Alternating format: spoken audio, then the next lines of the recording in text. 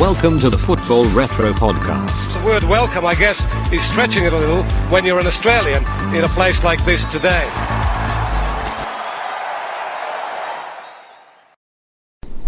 Hello and welcome to episode 17 of the Football Retro Podcast. I'm your host Johnny, and today I'm joined by my co-host Ak. How you going, man? Yeah, good mate, good. How are you? Good. I'm excited. Yeah, got a bit of a different one today, eh? It's a special one. So we've got some special guests here.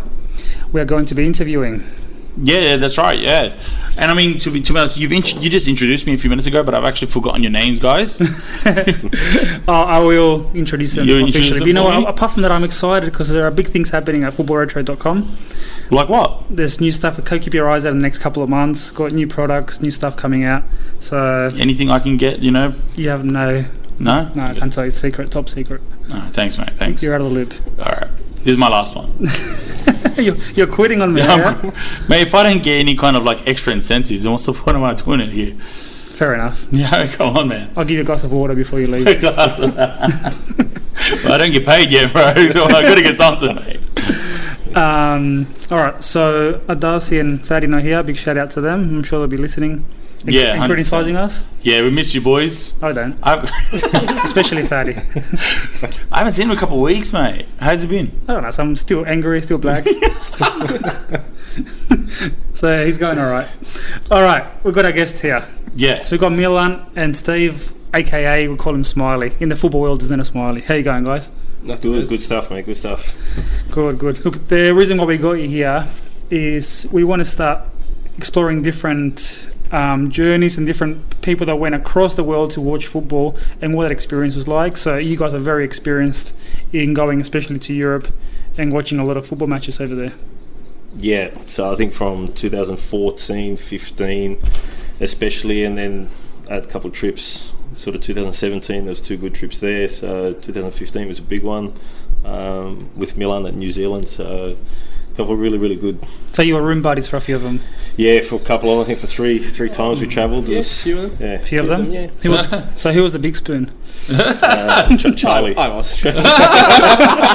Thanks for your honesty. It is what it is. It is, mate. It is. Sometimes a big spoon, sometimes little, sometimes a bit of a fork. Sometimes it'll be good, sometimes it'll be shit. Yeah. Nice. All right, so it goes back all the way to 2006, I think. Is that your first proper trip? Like, living in Australia? Yeah, so I always said to myself, kid growing up, you didn't get to watch much football on TV. I think there was like a SBS World Game in Italian. I think was the biggest league when we were growing up, and if you're lucky enough, you get to watch. I think there was English Cup games and whatnot. So I think 96, I think it was, Liverpool lost to United. I think Cantona scored just outside the box, and I always said to myself, if Liverpool made a cup final, I'd go, right? So you're a big Liverpool fan, eh? Yeah. So both of you are big Liverpool fans? Yeah. Oh, really? Yes. Yeah. Oh, fair enough. So growing up and whatnot, and I'd finished playing and wasn't really doing much, and I always said to myself, now's the time to go. Yeah. Got a bit of money in their kids and whatnot. 2005, Liverpool's on a good run. Qualified Champions League final against AC Milan. My cousin, big shout out to Peter in Serbia. So big AC Milan supporter. He rang me and said, "Look, I'm getting the tickets. You just get the flights. Wow. We're sorted. We're going to Istanbul." Wow. So wait, you were at? Wait. No. So this is it's a bit of a lead up into 2006, right? So.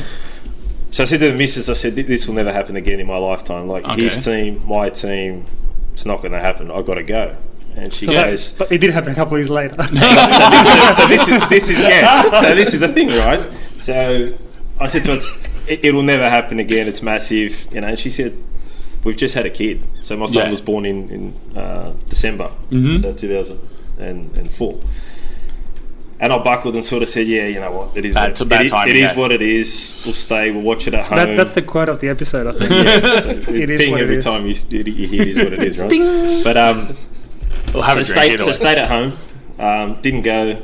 Liverpool won. She said, you must be happy they won. So we were buzzing, they won, but it would have been good to be there, right? Knowing that you had tickets. Moved forward a couple of months. I think it was November. Serbia Montenegro qualified for the 2006 World Cup. Okay. I got family in Germany, and I said to her, I didn't go to that. I'm going to this. And so how did you feel about missing out on the gutted 05 final? Gutted, especially with the way the results went, eh? One of the best games. Period. Well, Right. In terms of the Euro final. In an episode, our Champions League podcast episode, we talked about it, and I think we rated it probably The greatest best of all time. best Champions League final of all time. So Yeah. best Euro final. And you missed that because of your son. Yeah. So, How's that relationship now? although in the games room, like, he didn't sleep in his cot. I dragged him out, took him out in the games room, which was a 120 square metre shed with a projector. So he watched it in there with me, which is good. That's nice, mate. But so yeah, told the missus I'm going to Germany, and this is where it gets a little bit interesting. Oh, yeah? She said she really wants another kid. I didn't really want another kid. But then she said, if you give me a kid, you can go to the World Cup. So it was a sort of win-win. Wow. If that makes sense. So that was a long deal. story short, she fell pregnant. I went to the World Cup. Yeah. Great times. We'll get back to the World Cup. You got to work fast, mate. But then, fast forward 2 years later, from 2005, Liverpool's in the Champions League final again in Athens with AC. I told my missus, well, I didn't go to the first one, I'll go again. She said, it's happened twice in like 3 years, man. It'll happen again. So, long story short, I didn't end up going in 2017. Fair enough. Were you there, Milan, at the 06 World Cup? No, I wasn't actually. I didn't know Smiley at that time. I only met him in 2012. 2012. So since then, yeah, we've been travelling together. Yeah. Pretty much. It's good. Yeah. So Milan, Smiley and I did our coaching licenses together. Yeah. I know you from 2 years before that, from the Wanderers. The Wanderers didn't exist 2 years before. Oh, yeah, it's 2012. Yeah. That's when I first met 2014 you we did our a couple coaching of times. license. Then after that, it was at the coaching license when we did. And then we've been working together in football ever since, pretty much. Oh, fair enough, mate. The last 4 or 5 years anyway, in the coaching sort of things for the youth. Wow, Now, you've experienced Smiley. You went to a live porn show, didn't you? Live porn show. Yeah. Didn't you watch a porno live? I heard in Germany, 6'11" Serbian men got raped by Argentina. By Argentina, yeah. So that was... Yeah. I really wasn't sure where you were going with that, Johnny. I really wasn't sure. I just didn't know which way he'd sort of bring it up. But yeah, I was definitely there with about the other 15,000 poor buggers that watched it. So, yeah, Germany, funny story, Germany. So when we worked out we were going, we booked the flights, we had accommodation because we've got family in Germany. Tickets we managed to get from Football Association in Serbia. So we rock up there, and we're at my cousin's or my uncle's house. I think he was big distance, so it was 7 hours to Leipzig for the first game against Holland. I think it was about 5.5 hours to Schalke's ground to watch against Argentina. And what was the first game? How did you guys go? So we drove there. So he had a nice Audi, and I said, let's jump in the Audi. He said, no, I don't think I'll make the trip, so we'll jump in the Merc. So anyway, it was me, my dad, my uncle. We drove 7 hours. Met the players in the hotel and whatnot before the game, and I knew that's awesome, Yeah, I knew. I knew that we were not going to win against Holland when we saw them come out and get onto the bus. So it was a bit casual and whatnot. Casual or hungover? Yeah, a bit of. Yeah, they were probably involved in what you mentioned earlier. But I think getting to the ground, it was good. Caught after a 7-hour drive. I think it was a tram, whatnot. Stopped early because there was that many people dressed in orange in the streets, so streets were blocked off. So atmosphere, insane.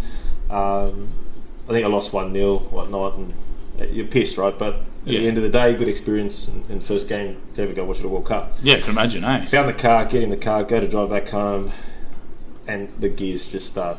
We lost gear, so we lost fifth gear, we lost fourth gear, we lost third gear. So I think we had first, second, reverse to drive about 5 hours back to. I don't understand because you said he took the Merc because the Audi would have made the trip. Yeah, and now what's going on with this guy's cars? So this car shit itself. So like literally, it was a shit trip home. So lost the game. Turned out to be about 10 hours to get home. Like really not great, but it is what it is, Johnny. Right? Funny story. Yeah, funny story about that trip was we met a lot of guys, obviously from. That had travelled over from Serbia that sort of we knew. So one guy's made the trip, hired a car and thought he'd be a little bit clever. So he parked the car in the street and took a photo of the street sign so that even though he'd be pissed and whatnot, he'd be able to find the car quite easily.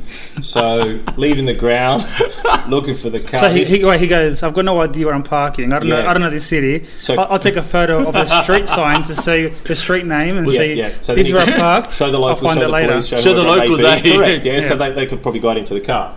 So anyway, a bunch of cops just outside the stadium. So he rocks up to them and he's like, "Fellas, can you lead me to this?"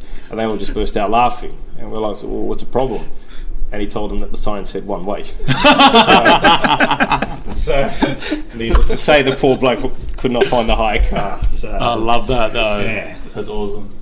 But going back to Johnny's story, second game, I think it was the next week, whatnot, 5 hours away. So this time, my German uncle wanted to come as well. So there's four of us that made the trip, but unfortunately we could only get 2 tickets. Yeah. Get there to Schalke Stadium. There's a massive buzz. Like the South Americans were insane in the lead up. Drama's getting into the stadium because there's just that many people. Yeah, and it was left a little bit late because where you park and where you walk up to the stadium, there's great access, but not with that many people that could not get into the ground. Wow. So you go through these 10 sort of security checks and whatnot. My ticket gets through, my dad's ticket gets knocked back. So I'm like, I didn't come all this way to miss not even 10 minutes of a game. You can wait until you get your ticket sorted. I'm going inside. You can find me when you get in, right? So walk in, sit down, and just as I sit there, I probably missed a couple minutes of the game, but then it's 1-0, and then it's 2-0, and then it's 3-0, and then my dad makes his way in, 3-0. He came to the seat, turned around straight to the bar. Like, I've seen enough, right? So, wow. So you saw that goal live? I saw that goal live, and still on the little cassette, the old video recorders. Yeah. I've still got that somewhere live. Really? The shitty thing about that goal was that every coaching course I've ever been on, that's been the reference point. And then the instructor's like, wouldn't it be great if someone was there live to see that? Like, I've got it on camera. Like, he's like, lucky you. I'm like, lucky you. Lucky you, yeah. So by that goal, obviously we're talking about Cambiaso's goal, 24 passes. Yeah. Tick, tick, and so then quality, right? So, but look, big bars. I think Maradona was sitting just above us on giving us heaps for the last couple of goals. That's unbelievable because I think I've actually seen that footage of him. Yeah. Just flipping the bird to all the fans below. Correct. Far out. I never knew what the context of the scene was. I just thought it was a random Tuesday for him. Yeah. But fair enough. Yeah, but no. So look, good times. I think third game. So by this stage, you drove 7 hours, you lost 1-0. You drove 5 hours, you lost 6-0. Yeah. Third game against Ivory Coast, was it? Ivory Coast. How did you guys go? Yeah, got there to Munich. One of the best stadiums sort of been in. So really, tops, great seats, great atmosphere. Serbs go 2-0 up, fantastic send off. We walk out there losing 3-2. So wow, not a great trip in terms of results and whatnot. So 0 points by the time you left. 0 points, yeah. Was Germany nice at least? Germany was fantastic. Germany was fantastic. But no, look, all in all, great fans, unbelievable atmosphere. So anybody that ever gets a chance to go to World Cup, I mean, you've got to blow your budget. So you came back to your daughter being born? I did. So coming back, the daughter was born in August 2007 in Athens. So it is what it is. Ding! That was the 06 saga. 6-0 though. It's a big for a World Cup. Johnny just wants to rub it. One last time. I wanted to come back to that point. That's all. No, it was, and to be honest, low point in terms of your background, Serbia and whatnot, this and that, and your team gets hammered at a World Cup. But the reality is, like, Argentina played some football. Yeah. Well, to me, it's the best team Argentina's had in a World Cup. Yeah. Riquelme. Yeah, quality. Cambiaso, defensive Saviola, Crespo. Messi scored a goal that game. Yep. Tevez scored a goal as well.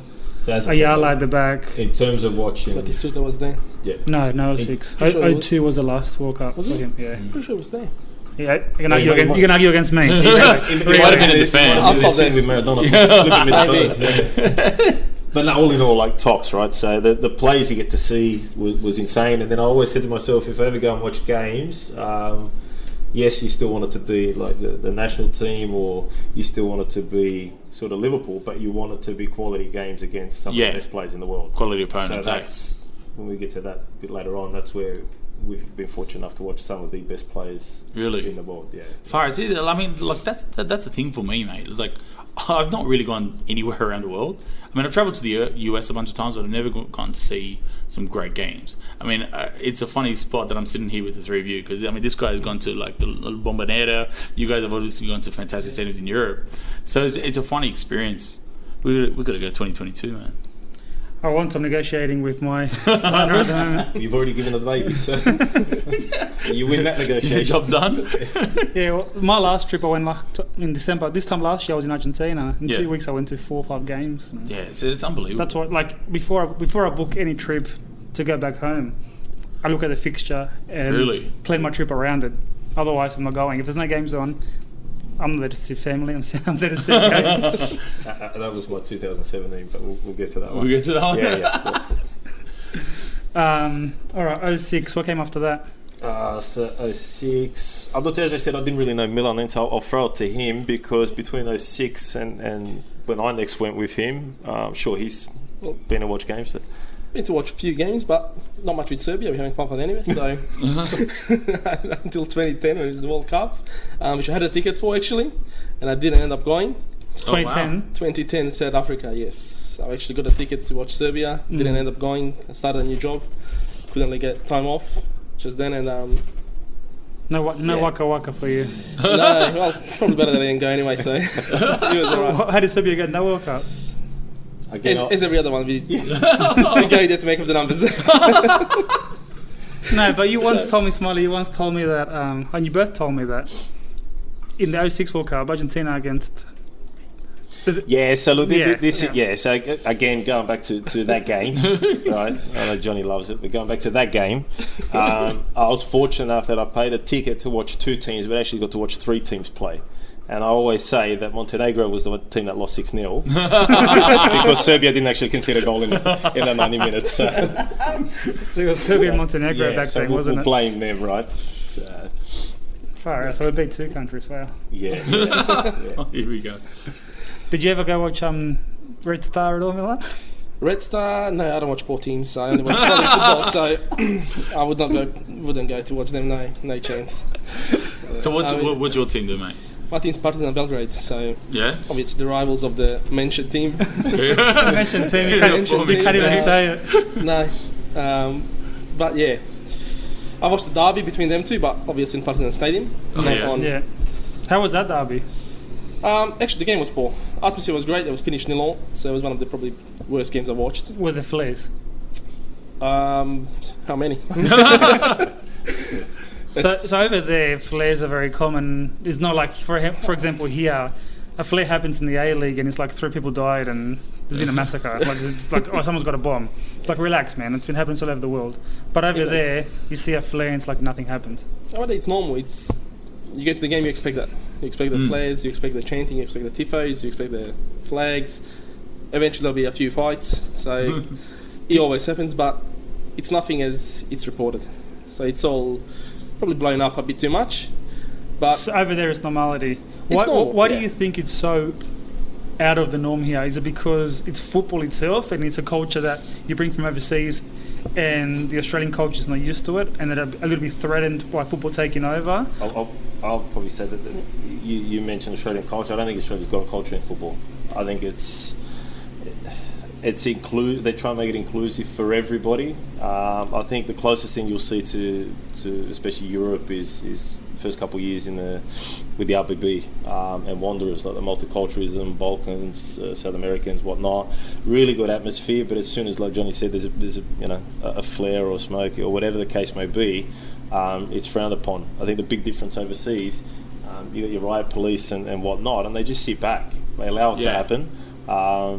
The clubs allow it to happen, and as long as nobody's hurt at the end of the day, which I think, to be fair, there's very, very, very little sort of incidents compared to what the atmosphere is and sounds and feels like. 100%. Football wouldn't be the same without that atmosphere overseas. Yeah, I know that when we'll mention it, like when we talk about the Premier League and whatnot. Obviously, no flares and smoke is allowed in the Premier League. But it happens. Yeah. I mean, I've been there live in games. They just don't televise it. So you still see it happen in the active sections, more so in the away than the home. But it still happens. But the point is that, like, regardless of all the atmosphere, the energy, violence is comparatively low. 100%. Wow. Yeah. As I said, like that, Miller mentions you have a bit of argy-bargy, there'll be a couple of fights and whatnot, in or out of the ground. But the cops leave it. Like, you do your business and then everybody just walks away. I mean, like, you obviously need police presence in a lot of these situations, right? But I think there is a difference when it's culturally accepted what you're about to see versus when it's not. I think if here it's something that isn't accepted from a cultural standpoint, then whatever police presence you have, whatever presence in the laws, you're going to get it regulated differently, aren't you? Yeah, I think the funny part about it here is, if you're at a game and your shirt's off, the security comes to you to put your shirt on. Yeah. But they'll advertise somebody's 19-year-old boy waving his shirt off around his head, to sell tickets to go to a game. Exactly. Yeah. I can say that because that's my kid, right? So Foxtel used my son as example. Oh wow. In a lot of the advertising, but then at a game, if he's standing on the chair, if he's got his shirt off, the security comes up telling him to put it on. So it's a little bit contradictory. So they want the atmosphere. They keep on pumping, passion equals football, and then they've got an image of the RBB with flares and smokers, whatnot. But if there's passion, it should be allowed. It should be a weekly thing. And I mean, if people are complaining that they maybe heard someone swearing or someone's been pushed off a chair because there's a bit of chanting, jumping up and down. Well, I mean, at the end of the day, you're in an active section, so you're not there to. You know that there's going to be a bit of that when you buy that ticket. So, like I said, it's misunderstanding. It's not understanding the culture.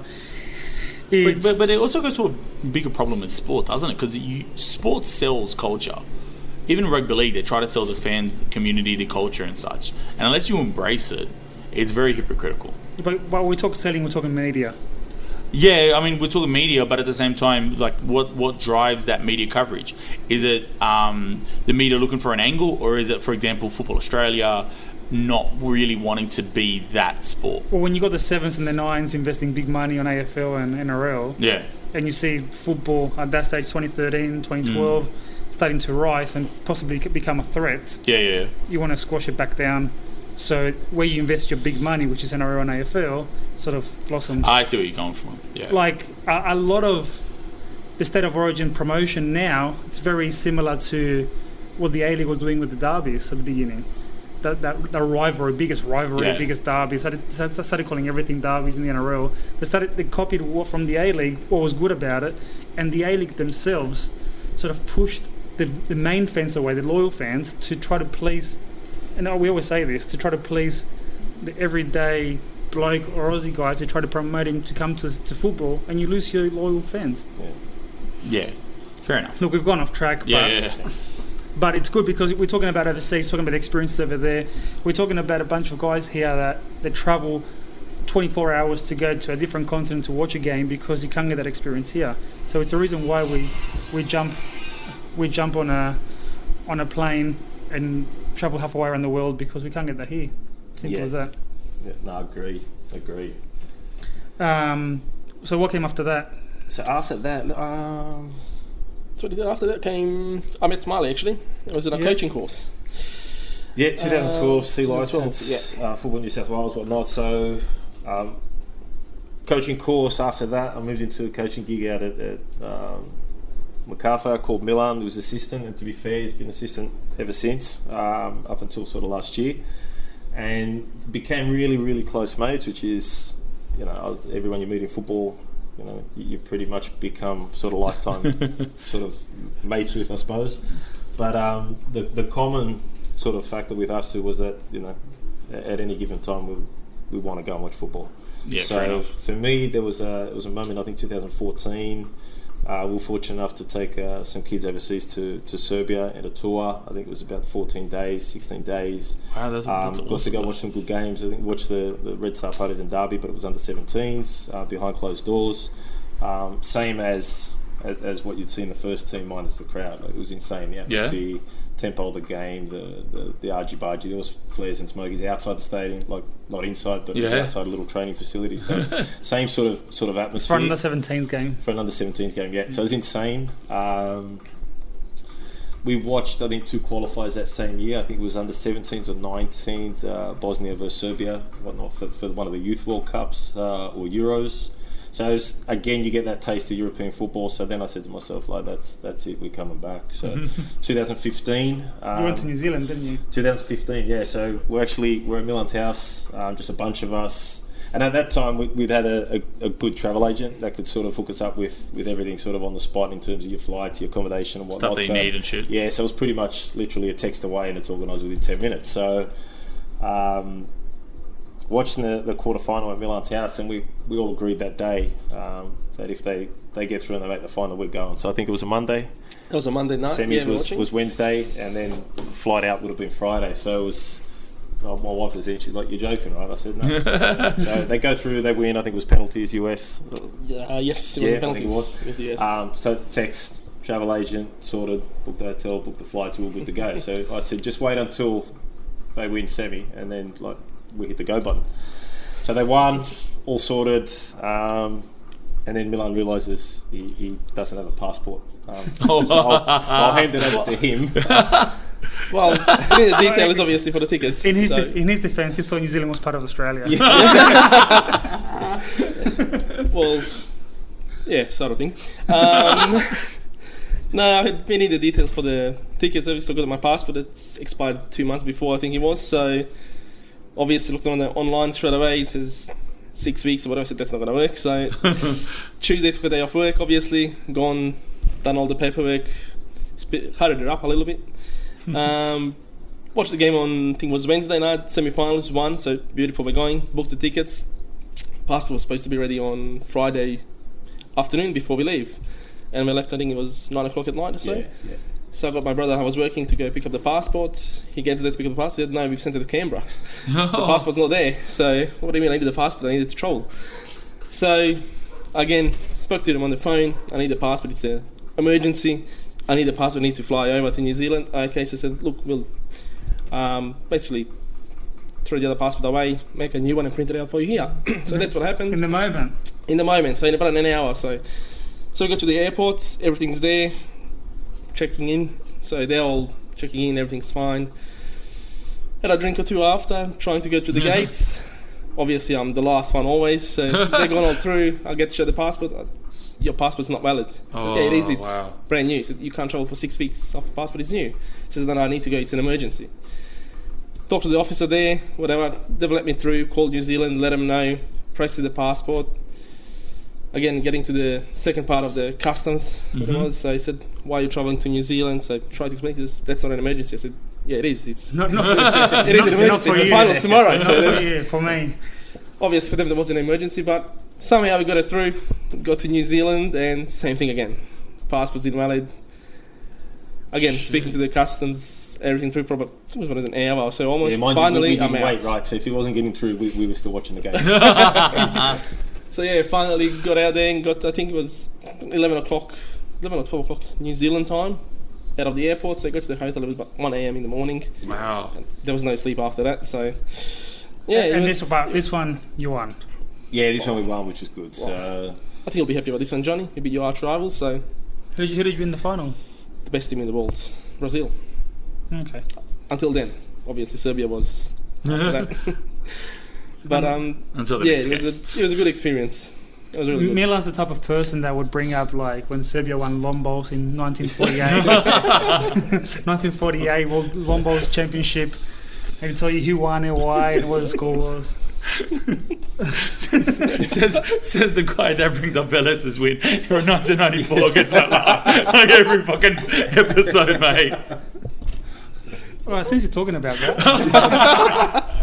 Velas won this morning. It's good. It's good. Oh, yeah? It's a good weekend. But no, at that stage, 2015 was probably the best footballing trip. Like it happened that quick. It was within sort of 4 or 5 days, sorted, and then to go and watch. I mean, albeit under 20s, to go and watch, you know, your country, like your background, and whatnot, win the World Cup.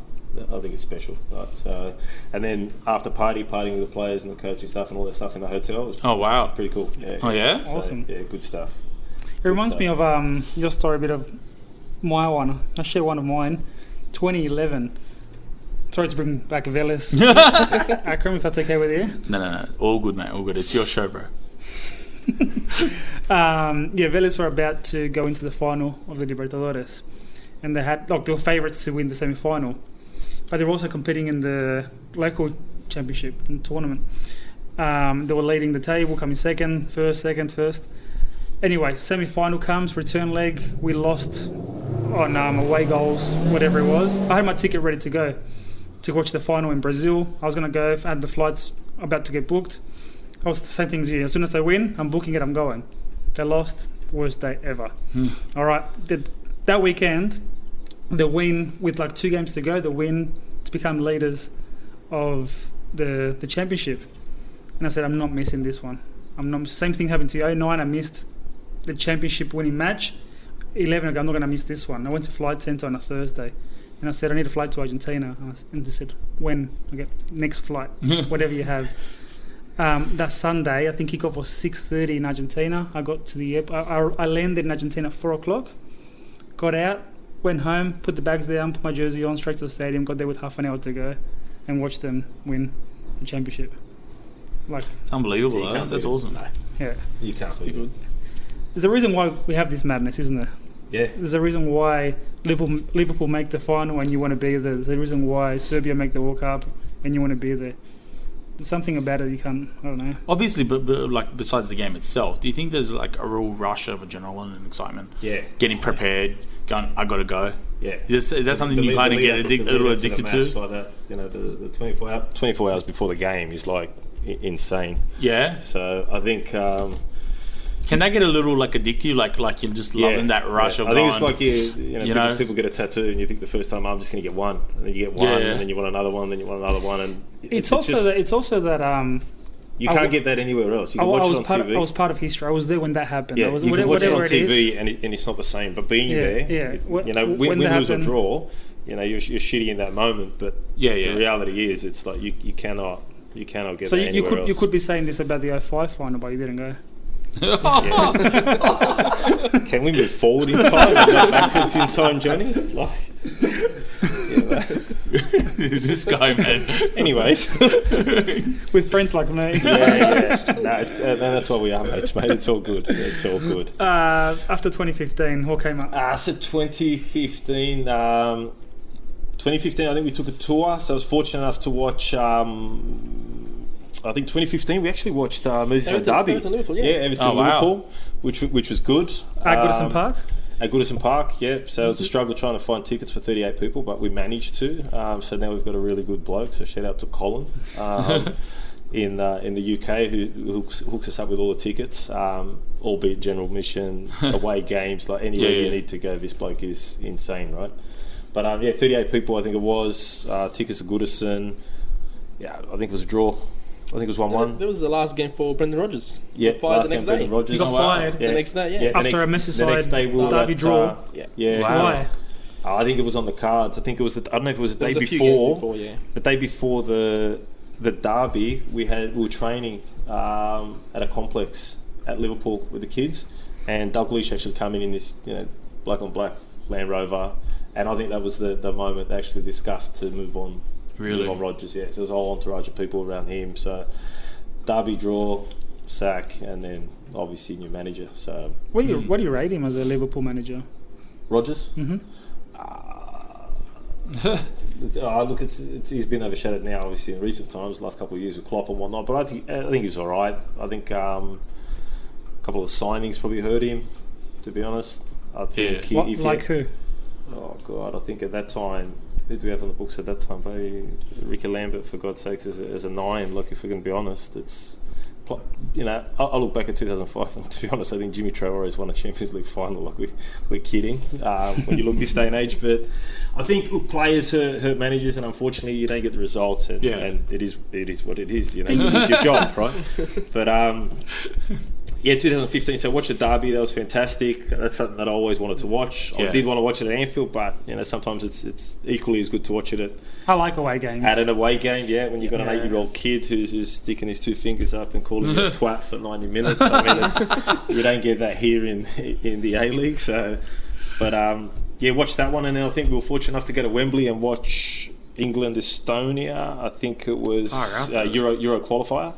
For 2016, so that was pretty good. I think there was a couple of goals in that one too, the 3-4-0 maybe. Sorry, how was Goodison Park Tops. as a stadium? Tops, really steep. If you could compare it to anything here, it'd probably be like Bank West now. Really steep, old wooden rickety chairs. I mean, like you stand up and in your main stand and you feel as though you're going to fall over when you're walking down the stairs. Like it's top ground. I think in their bathroom they may find 1 or 2 sort of Liverpool and Wanderers stickers that we sort of plastered there for some of the boys back home. But all in all, Goodison tops, away game tops. Tick that one off the bucket list. while we're there again, watched England, which was insane. Wembley is a ground that I think people need to see. It's Really? tops. Wow. It's Far out, tops. So that was the old Wembley? Not new. Oh, the new one was already up by then. Yeah. So that was one of the early games in the new Wembley. Insane stadium, top stadium. So pain in the ass to get out of with that many people, but I think now currently they're making a new sort of entrance exit.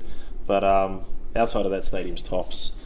So after 2015, Do you remember the score? 4 maybe. I think it was 3 or 4 nil. I think it was 4-0. 2-0. 2-0. Yeah, That's where you were at anyway before. Yeah, possibly. Yeah, 2-0. What players played? To be honest, back then I was too busy worrying about looking after 30 people that Fair were enough. under our Yeah. control. I wasn't Fair really enough, watching a game, but yeah, like a good atmosphere for all the parents and kids that were involved on the tour. I'm just trying to keep a tally of all these stadiums that you've hit though. So you got Wembley, Goodison Park, Got Bayern Wembley, Munich, Goodison, Munich, Allianz Arena. Schalke for me, one of the best stadiums Yeah? I've been at. Period. Yep. Really? Tops. Enclosed, nice rectangle stadium. Turf slides in and out. I mean, it's Far top out, stadium man. Like, it's just- to be in. Leipzig was good. It's like a small 32,000 seater stadium. But again, top atmosphere. I think moving forward, I think after 2015, nothing in 16, but 17 I went on a little trip on my own. It didn't work out as planned, to be honest. I was super confident Liverpool would win their semi-final in the Cup against Southampton. That I booked tickets to go watch, I think it was League Cup final, who I was hoping was going to be against Man United. Really, yeah. Because they were in the other semi. Booked my flights, the accommodation and all that sort of stuff, not knowing the result of the second leg. Checked up games in other countries that were close, and then funnily enough in Serbia it was a derby, Red Star Partizan. It was actually at Red Star's ground on a Wednesday night, so I thought, screw it, we'll go from England to there. And then I think the following Saturday was Liverpool-Arsenal, so I thought, fuck it, we'll go back to the UK, right? So booked the accommodation everywhere, sorted out tickets, wanted to sort tickets out the next day, and Liverpool loses a semi. So I think it's no big deal. United plays the next day, they won't qualify, and then City United will play, and I'll go to City's home ground and watch United get done there. United wins, they go to the final, so the whole weekend was wasted. So I spent a whole weekend in Manchester and did Not bugger much to all. do. Right? Wow. I just sat with the locals. Oh, Not great, right? yeah. Went to Serbia. I mean, let's put in perspective though. You are sitting in Manchester, in a bar. Yeah. That's not that bad, man. That's not bad. I'm sitting here in Sydney, man. I've never been. Not as a Liverpool As a fan. Liverpool fan, Not as a Liverpool fan. Not when they're in the cup final. Yeah, fair enough. So flew out, got to Belgrade on Tuesday, find out the match has been postponed till Saturday. No, wow. So miss out on, for me, one of the biggest derbies in world football. So again, spent a couple of days just in pubs and bars and whatnot, and drowning sorrows. Got back to UK. Liverpool game was on. I think they beat Arsenal 3-1. One of them scored the last couple of minutes. So top atmosphere. Yeah. Good game. We had VIP sort of box tickets. Your food, your drinks, and all that stuff. Sort of Anfield, yeah. So tops. So at what point, sorry to interrupt, at what point in your life was it where you had that health issue where you made a promise to yourself? 2016, I had a little bit of a health scare. Really? Nothing major, but a little bit of a sort of, I think it's called pericarditis, whatnot. It's the lining of the heart gets a bit thickened, and then the heart starts to pump a little bit harder, you start to lose your breath and whatnot, and the longer it goes on, there's possible stroke. So had a little bit of an incident, and then just said to myself, I was laying in the hospital bed and whatnot, no phone, no one to communicate, and I sort of said, like, if this is it, like, have you really lived? Like, and done, in terms of a football aspect, like, have you really gone and enjoyed football? Yeah. And then from then on, it was, at every opportunity you can, you find a way to go and enjoy it, make those memories, see those games, and, funnily enough, we've seen a couple special ones, which we'll get to in a minute. Yeah. But I think don't let it get to that point. I mean, if you're a passionate football fan, you've got to go at least once. And I mean, at the end of the day, bills will be there, mortgages will be there, they'll always be there. That's true. I mean, so I've made the decision. Like, I really want to travel, and I want to make memories, as opposed to having I like the material things. Like, don't get me wrong, you know. Like, Yeah, but at the end of the day, same I time, think yeah. when you're gone, you're gone. The experiences are... But you can talk about these things like we are now for the rest of your life. Yeah, no, I totally see where you're coming from. So It's after, very inspiring. yeah, so after, Let's go tomorrow. So yeah, let's. Oh wait, fucking COVID, I forgot. Yeah. But so you're moving on from that. But that was a shitty sort of, you know, you miss one game, you miss another game, and Yeah. so I was gutted, right? So the wife and I, back end of 2017, said, like, screw it, let's go on a holiday. So I sort of asked her, and this getting back to Johnny's point, right, where you know where you want to go, but you sort of got to make sure there's a football match. So I asked her, where do you want to go? I want to go to Germany. So Dortmund, Real Madrid is playing in the Champions League. So I said, we'll go to Germany first, right? So where do you want to go next? I want to go to Paris. Yeah, we'll go to Paris. So checking up games, and Colin again, and PSG versus Bordeaux. So I said, yeah, we'll go to Paris, but we can only go there for these 3 days because then when we go to Vienna for her birthday, I think it was Austria and Serbia were playing. I think the second last qualifier for 2018 World Cup. So I ended up going there. Went to England as well. So there was a game there. I think it was Liverpool Man U, and then ended up in Belgrade. Or could have been the other way around. I think could have been Belgrade first and then UK. But got to see the qualifying game, Serbia against Georgia, where they qualified for the 2018 World Cup. How was PSG's home ground? PSG, unreal. Woke up in the morning, I was buzzing, like so I hardly slept. And I saw the news, and there was actually a big scare because there was a bomb in the stadium. Oh wow! They found, really? but I couldn't tell the missus because she probably wouldn't want to go, so I just kept quiet. So we went, and it was cool. We had like 3 or 4 security checks before we went in. Got in, top seats.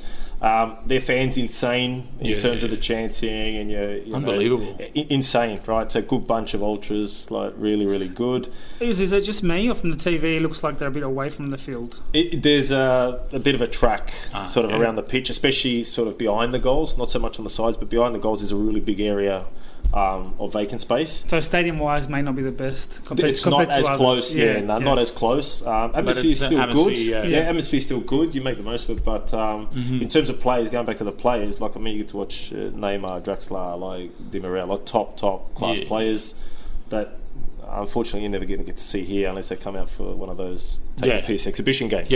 So I think that was 6-1 first game. We missed out on the Dortmund.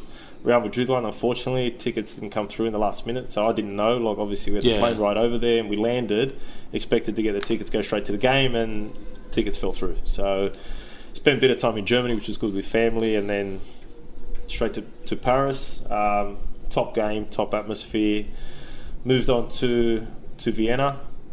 Again, top atmosphere because I didn't really know too much of this before I went there, but 80% of population in Vienna is Serbian, so it was like crazy.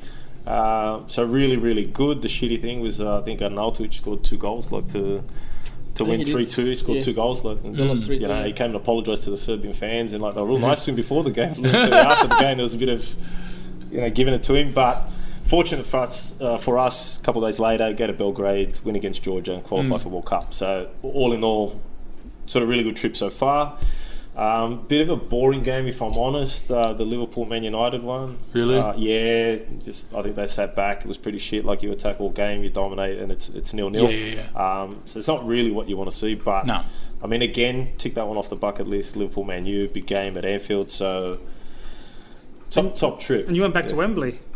And then we went back to Wembley, and Johnny's going to have a bit of a giggle with this one because our mate Maradona was there again. I don't know why, but he was in the change room pre-game giving Harry Kane some special award.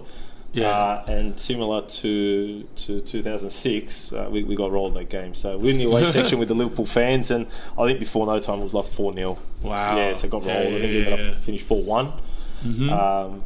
But again, Wembley. So that was the end of 2017. That was so the Pochettino end. was a coach. Yeah, so that was Tottenham. end of 2017. What was the game though? Sorry, at Wembley.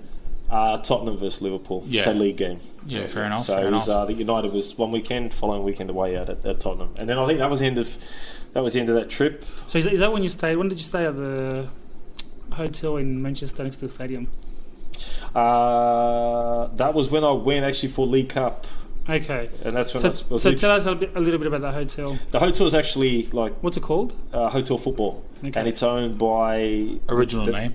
the Nevilles. Yeah, so it's funny because United didn't want to acquire that land. It was a shitty little piece of land, just literally a stone's throw from the stadium, and they thought they'd do nothing with it. So Nicky Bart, Beckham, Giggs, Neville, the class of '92 basically bought that bit of land and put a hotel up there. So there's there's a bit of a club underneath. There's a really nice bistro. The rooms are all decked out like class of '92. Like I mean, I stayed there purely because it was cheaper than a lot of the accommodation that was there, and it was. I mean, it's there. So the whole hotel is football themed. Yeah, 100% football rooms, themed. Yeah, the everything. rooms and everything is football themed. The menus are all like place cards in a set piece or a corner or whatever, like a defensive structure, attacking structure. So like everything is football. Good hotel though? One of the foods, I don't know the rest of them, but like one of them's a chicken Nicky buddy. Like it's a chicken buddy or chicken Nicky. So it's a bit of piss taking a play on the players, but it's really, really good. So I mean, I'm a Liverpool supporter. I can't stand United, but in terms of like accommodation, any United supporter's got to get out there and see that. It's tops. Wow, really? Yeah. And in terms of stadiums, I've got to be honest, Old Trafford, class. So you've top been stadium. Old Trafford as well. Yeah. Just tick another one off the Yeah, checklist. didn't touch anything. Literally walked through. Didn't put the neck tag around the neck. Like it was. Didn't go through the shop. Like it was. Yeah. I think a mate of mine rang me and said, "Can you get me a shirt while you're there?" So I asked the steward, can you take the shirt? And she's like, "Well, you can pick it up." I said, "No, you can pick it up. You can try it on because you're about his size, and you can pack the bag." So, but no, top stadium and top hotel. So during this whole stay there, throughout Europe there, what was some of your favourite like cities?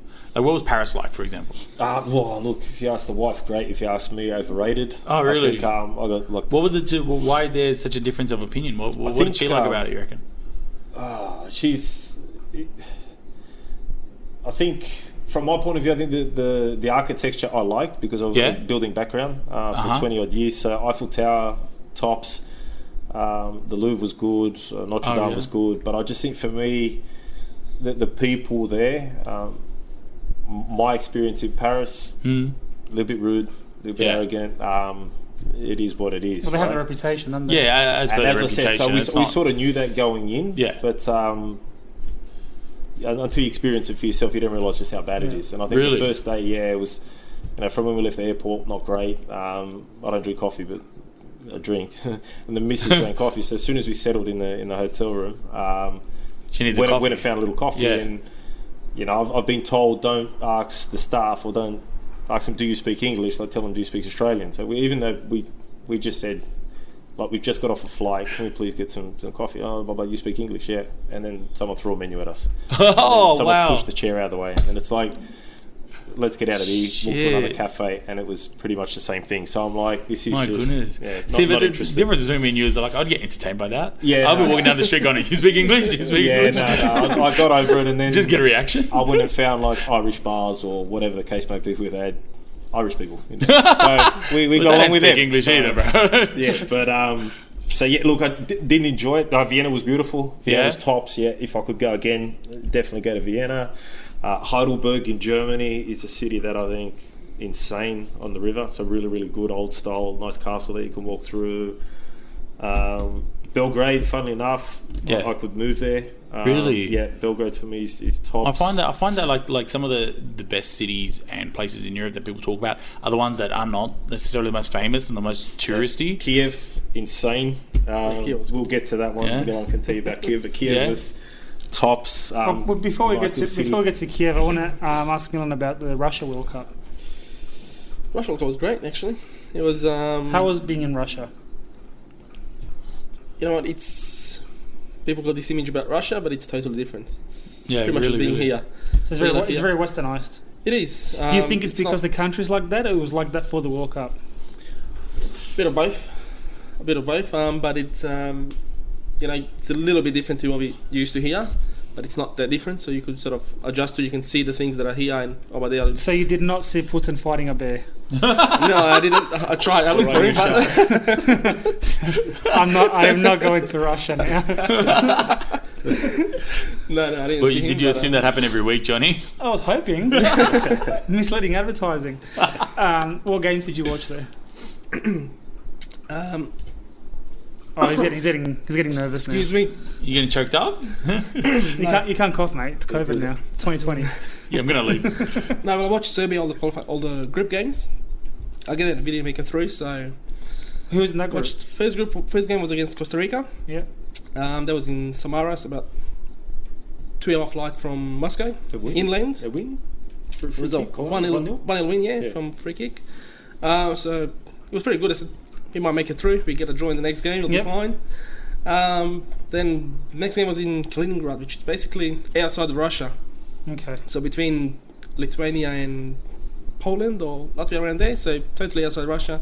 Get there for the second game against Switzerland, up 1-0, 1-1, and then in 90th minute Shaqiri goal, which is 2-1, and Oh, that's right. pretty much then you knew you're not going to make it because next game is Brazil in Moscow. So again, another great game. So many good players. Neymar, I think Hulk was still in the squad at that time. Yep. So it was a decent Brazil side. It was pretty good. 2-0 loss there, but again, it's a pretty good experience. Just watching, getting all the people. What at are the World the Cup, people so like? Amazing. Yeah. Yeah. First, well, basically for me being from Serbian background, as soon as I said I'm from Serbia, it was like come with us and We'll I'll take be care all night of you. sharing. They get sharing me drinks and drinking all night with them. So it was Oh, cool. maybe because of that a bit. I don't know but yeah, it was. Important question here. Yeah. Russian women. You have a 9 out of 10. 9 out of 10. 9 out of 10. Yeah, That's solid. it's pretty good. I might change my mind about going to it. No, but yeah, it was a good experience again. Yeah. Great World Cup. So you felt safe at all times.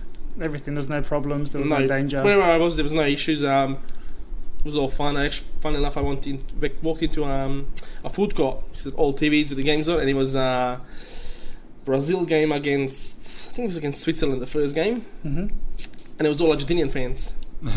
So they were all chanting against Brazil. So I was just sitting there watching the game. It was actually pretty good. So it was probably about 500-600 people just inside a small food court packed in. They're just watching the game, and then they're just chanting around for Argentina against Brazil, and it was really good. Great atmosphere. So it was. But any corner that you go, there was a group of Argentinian fans, Brazilian fans, Serbian, whatever. Every part of the city, anywhere you go, it was all different. So it was amazing. Yeah. Nice. Now, this leads us to the two games that I want to really speak about today. Oh, no. First of all, talk to us about Kiev, how they came about, and the trip. So this was. I told Liverpool obviously qualified for final. That was not 2018. 2018. May 2018. That was before the World Cup. So I already had my before the tickets. World Cup. I had already had the tickets booked into go overseas first to Serbia, go to the World Cup to Russia. Yeah. Date set, tickets paid, booked, and then obviously Liverpool makes the final, so they'll be going. So about All right. April, you booked everything to go to. No, it was a week before the final. Yeah. I'm talking about Russia. Russia was in April, March, April. I booked So everything. March, April, you booked. Everything for the World Cup. So Then it was done. Liverpool make it a couple of weeks later, and you go, I'm going to Kiev now. I need to move the trip forward for 2 weeks. So this was again. So this was the travel agent and Colin and all these people that you sort of met along the years come into play. So I told my missus, I said, look, if they qualify, I'm going. We didn't go 05, didn't go 07, and we're not having another kid. So I'm going. Spoke to Millsy. I said, listen, if they qualify, are we going? He said, yeah, that's cool. Like, I'll just stay there and go straight to the World Cup from after Kiev. I rang my dad, who had never been to Anfield, massive supporter. He's had a lot of health problems, whatnot. And I said to him, could be the last time. Like, do you want to go?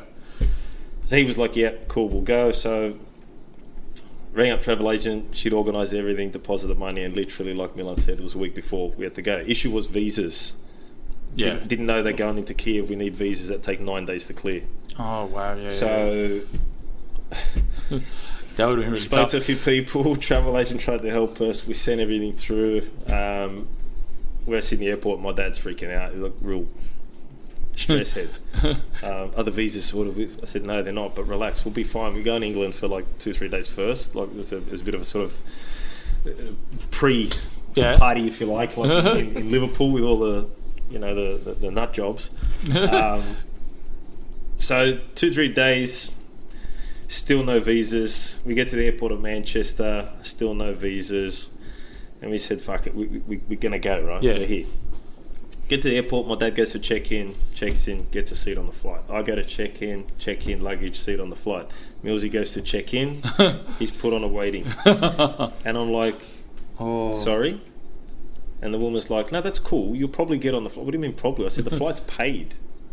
Because I paid with the flight's paid. So the seat's been picked. No, she goes, but there's the flight's overbooked. I don't care if the flight's overbooked. Well, we've got a seat, right? You paid for a seat. Yeah, so we were sort of. She goes, if you'd just like to move down here, I'm not fucking moving anywhere. No, by that point, it was a bit of frustration because we just travelled, God knows how long. Yeah. I'm not missing the next flight, the next 3 flights because you had to go into Manchester to Belgium, Brussels to Poland, Warsaw to Kiev. Yeah, it was insane, right? So I said, there is no way if we don't get on this flight, then we don't make it to Kiev.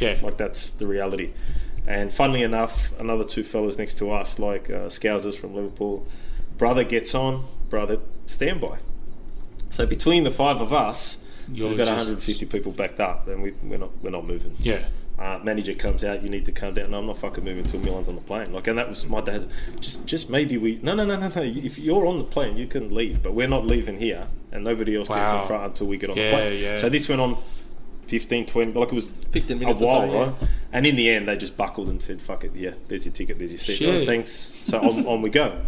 By the time we got to Kiev, I think even up to the game, there was 5 flights that didn't make it of English fans.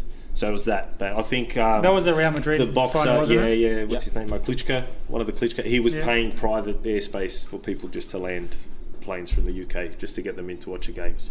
It was insane. The trip there. I think Brussels or was it Warsaw? We stayed in a hotel for 45 minutes. Warsaw. It's crazy. Got there at 2 a.m. Had to check out at 5 be at the airport at 5. So literally paid a ridiculous amount of money just to go and have a shower, turn around, come back, and it was insane. But good trip. Got there. From the minute we got there, it was insane. It was good. There was people. A lot of Liverpool fans. Tons. Lot of Madrid fans, but it was funny because, funnily enough, where we booked, which is just around the corner from the stadium, on the side that we booked was all red. Opposite side, which is probably about a half an hour, 45-minute walk, was all you sort of Spanish. Yeah. All the sort of bars and whatnot were separated to start off with, but then in the lead up you couldn't avoid it because there was that many people that you'd have a majority of one, smaller minority of the other, but everybody got along. It was insane. I don't know the name of the park where they ended up. There's 25,000 Liverpool supporters. Shevchenko Park. Yeah, Shevchenko Park. Shevchenko? Yeah. I don't think it's named after Andre, but yeah. So chances are pretty well. Stalls where you could get alcohol, food. There's just people everywhere. I don't know if you heard of Jamie Webster, Liverpool Boss Nights. He was just a tradie who played a guitar and whatnot. Now he's on Liverpool's books as an official sort of after party for a game. So he was there, whatnot. So it was insane. March to the stadium, getting the stadium, but getting back to the visas, just before we got into Kiev. So Milan got his, I think, in Belgium, Brussels. Yes. Mine still hadn't come through. My dad still hadn't come through. So we get to Warsaw. Mine's come through. My dad still hasn't come through. Oh no! So he's freaking out. We land in Kiev, check the emails, and his has come through. And even though Milan got through and I got through, he got stopped. And it took got to be a good 5 minutes, and he's shitting himself. He's stuttering, whatnot. The guys, why are you here? This come to watch a game, blah blah blah blah. Finally, Stamped got through. He said, "Fuck, what's the problem?" I said, "Yours took too late, so we just forged it." We didn't, but he's shitting. And that was the start of the piss take with the old man, right? So I love it. A couple of funny stories with him. But Tell me one more story about your old man. one more story about the old man. So it was probably the day before the game. We'd gone out early in the morning, sort of grab some breakfast and start drinking. Had a few. He's obviously had a lot of issues, whatnot. So he said, "I'm not going to stay the whole day. I'll go back to the hotel, have a bit of a sleep, and then we'll go out sort of that night." So Millsy and I stayed. We put him in a cab. He came back, and then we just wanted to go back, have a shower, whatnot, get changed before we go out for the night. And we get back to the hotel in the courtyard, and there's two cops there. So they're armed, big guns, whatnot, this and that. Shit. So we walk up just casually, hi, they're high, friendly but tops. Like I thought we might have more issues, being like, you know, final and hooligans, all that sort of stuff. But no, it was cops were unreal. So get in there, we have a bit of a chat. We asked them, do they speak English? And they're sort of like, oh, very little. And I said, you understand jokes, like joking, jokes? And he's like, uh-huh. And we said, funny, like joke. Ah, jokes, yeah, jokes. So I said to him, father, you know, like father, mother, father. Yeah, father. I said, my father here. We're pointing to the room up top. And I said, you and your friend, me, my friend, you put the handcuffs here. I called my father, like, joke, yeah, joke. So get on the phone, call my dad. He's like, what's up? I said, can you come down to the courtyard? He goes, what? I said, Milan and I are back here, but the cops have got us. They put the handcuffs on, they're not going to let us in. They want to see passports and this and that. Passports in the room. He goes, you joking? I said, no, I'm not. He goes, I'm on the toilet. I said, I don't care. Like, I need you now. He's like, fucking hell. So he's raced down, and like I'm trying to keep a straight face. Mills is there, cops are there, like they look mean as shit anyway. Father walks up, he goes, what's wrong? Problem? And the cop, jokes, father, jokes. My man's like, you fucking assholes, haven't even wiped my ass. So he's one quick photo and he's done the bowl. But yeah, so as I said, it's good times. Look at that game in Kiev. Far out. Game in Kiev tops. Like I think it's always that little bit of, you know, you buy tickets because the tickets, like, you know, like a lot of times you go overseas and watch games, they're not through a ticket office or what. You just got to put your trust in people. You pay the money, you get the ticket, and if you get in, you get in. So far, touch wood, I've never had an issue Getting in. Yeah. But my old man's still a bit hesitant. You pay so much money. Yeah. That finally when we got through the doors, that bit of a relief. Yeah. So you go, you buy souvenirs for people back home and whatnot, go get a few drinks, and then the rest is just it's insane. Like you cannot describe that feeling of being there, like an adrenaline rush for the whole game. As I said, you know, the result didn't go. Even the Liverpool didn't win. Like you said, being there would have been Top amazing. trip, Yeah. top trip. Probably one of the best games I've But been best- to. All around, atmosphere-wise and everything. Again, I mean, your keeper wouldn't agree, but Well, look, but again, you talk about you know, the players. Look, I've seen Liverpool quite a bit, so I've seen them. But you know, to see Ronaldo, yeah. Toni Kroos, shit, like the players that came, Modric was insane. Yeah. It's different class. Like you watch football here, and it's more you go there, have a drink, socialise with your mates, and I don't know how too many people really watch the game here. What you're saying is that Ronaldo's better than Matt Simon? Yeah. let's Let's not put Matt Simon and Ronaldo in the same sentence. But no, look, the reality is insane. Like just watching some of those players, insane. And I think that's going back to what I said. Like football's football, but I don't think there's going to be many players, or you're going to have to wait a couple of generations before you see players of that caliber. Yeah, again. fair enough. Eh? So yeah. Look, And would the Gareth Bale goal? How would that rank as, you know, in terms of goals Live you've seen goal? live? Yeah. Yeah, live goal tops. I Yeah. think it's second Second? for me. Yeah. Yeah. Yeah. What's number one? We'll get to that one in a Yeah. there could be only one. Yeah. That's the next story. We've got like only 2-3 minutes left. But that's why the two games that I was leading towards was Kiev, Yeah. and the second one, you do the honours. You tell us. So, I was fortunate enough to go to Dortmund for football for here in Australia. So I was working with a club that affiliation of Dortmund, and at that time I was in a position where they needed someone to go from a football perspective, and I was that person. And it just so happened that meeting that I had to attend in Dortmund was for, I think, 3 days, and the first day was the day after or the night after the Liverpool-Barca second leg at Anfield 2019. So I said to my missus, like, they're paying the trip. They've said if anybody wants to stay after or before, you just modify the flight and pay your accommodation. So I said, fuck it, like, if I can get tickets, I'm going to the second leg. Went to work. I was still working as a contractor at that time. Got to work early, put some blankets in the back of the van, had the laptop there, watched the first leg and 3-0. I thought, tickets are booked, accommodations booked. I go and enjoy the experience and watch Messi, right? So I sort of always thought there's a chance, Yeah. but Yeah. very, very minimal. Yeah. So fly out, no sleep, get there, met my mate Colin, got the tickets, went for drinks, went for lunch, went for more drinks, dropped the bags off at the hotel, get to the stadium. Again, he hooked me up, VIP, so, 3-course meal, all your drinks and box seats, right?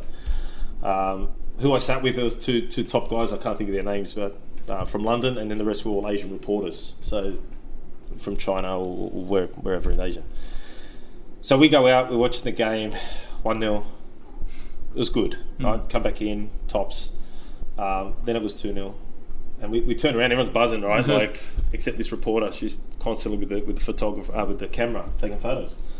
3-0, we turn around and people are like shaking her because she's just getting into it, but everybody's gone nuts, right? And then that goal, corner taken quickly. So that's, for me, best goal I've ever seen live. Yeah. Wow, I turned around and this poor reporter's about 15 rows down in front of us. She So she's just crowd surfed. Yeah. Like, because you're not into it, like, screw you. So They grabbed her. But that one there, and then after party, you see a different side of the city. Like you go there and you visit things and you see the historical monuments and all that sort of stuff. But where I went after that game, like in terms of their houses, man, they're terrace houses that are just converted into pubs. So they're gutted. There's no bedrooms, there's no nothing. 2 of them made into a male-female toilet. The rest have just got, mattresses and the shit that people sleep in. And then the whole living, dining, kitchen area is just one big bar with glass fridges and shitloads of eskies with drinks. And this is like nearly every terrace on Anfield Road. So it's crazy, right? Like if you know the right people, get in the right after parties. So I hadn't slept since I left Sydney. Obviously went to the game, went to the after party, had a flight at 5 o'clock in the morning to go to Dortmund. Got to Dortmund, or to Dusseldorf I think it was, quick change, straight to the meeting, and didn't end up sleeping that night because we stayed up and watched another top game, which was the Ajax Tottenham. Yeah. So I mean, 2 of probably the best semi-finals you ever see in Champions League history. In So the would 2 you games. say, just to close the show, would you say that game is the best game you've seen live? For me, best game I've seen live. Atmosphere, Period. emotion, everything. Atmosphere, adrenaline, emotion, like it was everything bundled into one. The lead up, for that sort of 10-12 hours prior tops, like you can't beat it. What about you, Millsy? Had to be Liverpool Real Madrid final, although we lost, but it was atmosphere, game, everything before the game, getting there, after the whole experience. Has to be that one. And this is what we're talking Has to be that about. one. Last week we spoke about club versus country, remember? Yep. These are guys that have been to World Cups, they've Yeah. watched the biggest stage, and yet they're picking the club as the most important game to be into, the best. Yeah, I think I could argue that, like, for you guys, though, like, if you were to put Serbia in a semi-final or final, and if you had been there, I could imagine that you probably would rate that higher. But I think that's where... I was just going to touch on that as well. I think Serbia-Brazil 2020 final, tops, in terms of national teams, tops. But that's not the level of players that we're experiencing at the moment. So if it was Serbia hypothetical against Brazil in the World Cup final, that would probably be the pinnacle. That would be the best game you go and watch. But I think when you put into the context, stakes, Barcelona, stacked with players. Real Madrid stacked with players. You're talking about finals. You're talking Everton, Liverpool, Derby. Like, these are the games where, shit, at the end of the day, if I can afford it, I'll on the next plane go again. So the message today to everyone listening out there is, once COVID restrictions ease, make it happen. Make it make happen. memories. Book your tickets now. At the end of the day, your mortgage will still be there when you get back. Your bills will still be there when you get back. Like at the end of the day, if you're passionate about your football, get out there, follow it. So. Any last comments, guys? It is what it is. I'm kidding. Ding! Did you enjoy today? I did. I didn't know what to expect coming on the show, but it was great. So thanks for coming and having a chat with us, though. Thank you. How did you like it, Ak? Man, I loved it. Like, this is one of the first times I've been able to have a bit of an interview with people, and I love the experiences you guys are able to bring, because, like I said, this is for me is something I've not yet got to experience. So I love it. Full of great stories, man. Sweet. If anyone else out there wants to be part of the show, tell us your experience and stuff, get in touch with us, footballroadshow.com. And this is your part, Ak. What do you say? Yeah, guys, if you can just want to like and subscribe to the YouTube channel, we really want to get those numbers up. I just saw we're 36 subscribers now. Don't mention that. we can do better. We can do better. That's it. All right, guys. Enjoy yourselves and see you next time.